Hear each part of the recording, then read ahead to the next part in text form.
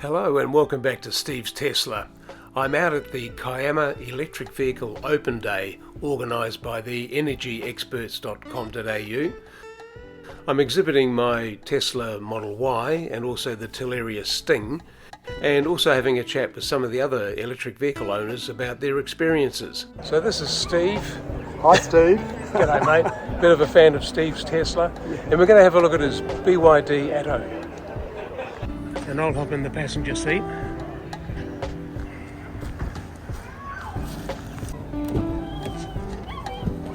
Great. So you were saying you've swapped out from the Nissan Leaf to the BYD. Yes. And what were your sort of motivations for doing that? Mainly the range. Yeah. And the size of the battery.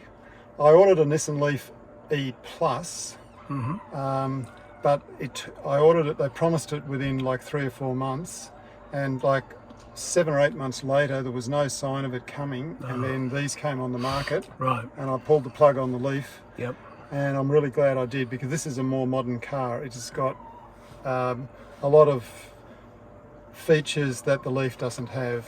Right. Minor things in the grand scheme, but things like wireless charging, Yep. over-the-air updates is actually quite a significant thing. That is significant. And Yeah. whereas the Leaf, I got them to update the software once on the Leaf, and it took them all day. They had to keep it a second day because their internet connection wasn't fast enough. So you had to go into a service centre or something, and Yeah, that's that's right. frustrating, isn't it? Yeah. Yeah. How often do BYD release a new update? I've had 3 in the 6 months, so Okay, every average couple of months. every Yeah. couple of months. Yeah, well, that's reasonable. It keeps it fresh, and they're obviously doing bug fixes and stuff like that as well. Yeah, there were a few issues with the air conditioning control I see. that have been fixed with the software updates, Okay. and a few other minor things. But basically, I'm very happy with the car. That's It's great. great.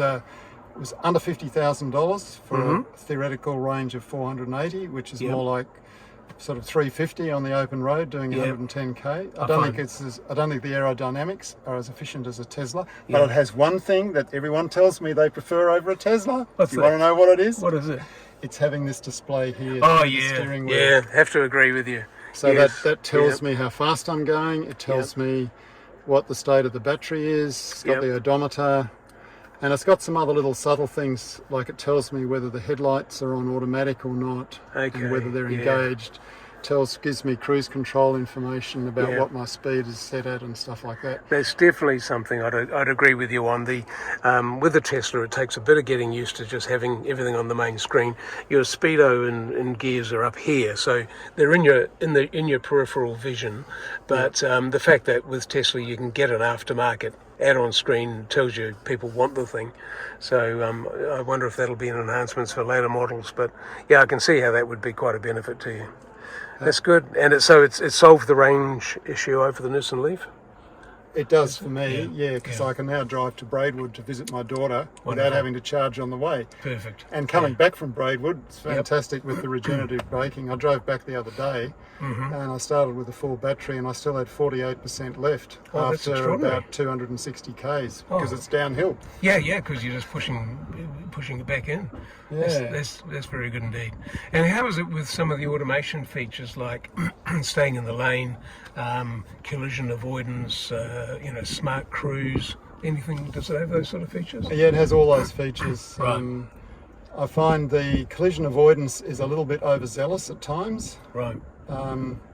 Hopefully that'll be fixed with some software updates. It starts beeping at me and I think, what's it reacting to? Because I can't see anything. Right. But I've seen a YouTube video of a guy driving along the freeway, and a tradie in front had a ladder on the roof that fell off the ladder right in front of him, and the car stopped. Oh, that's amazing. Automatically, without any input from him. Well, that's and he extraordinary. said it saved him a It would lot. have. Yeah, it would have been nasty to run over that. Well, that's just extraordinary to hear that.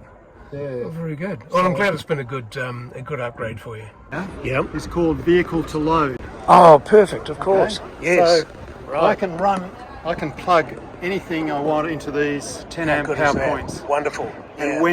when Endeavour Energy shut Yeah. off my power for 8 hours the other day, Oh, that was I ran handy. an extension cord to my fridge Oh. and to my router, so I had the internet and a fridge all day. Well, that's just running extraordinary. off the car. Great. So this is the AC inverter here, is it? Built I'm not into sure that? where Or? the inverter Yeah, actually yeah. is, but it Right. gives me 240 volts Yep. AC from Yep. those power points. Very So good. You could run power tools off it. Yeah, you could. I've seen Yeah. people camping, Yep. running a little induction cooktop. Yeah. Oh off it, wow. boil the kettle. How clever is that? Yeah. So nice, Yeah. nice little feature. Yeah, and look, Tesla's quite a few years behind in vehicle to home, vehicle to grid, and it's something I really hope they do introduce one day. But that's amazing, Steve. Thank you very much. There you go. Good on you, mate. Ta-da.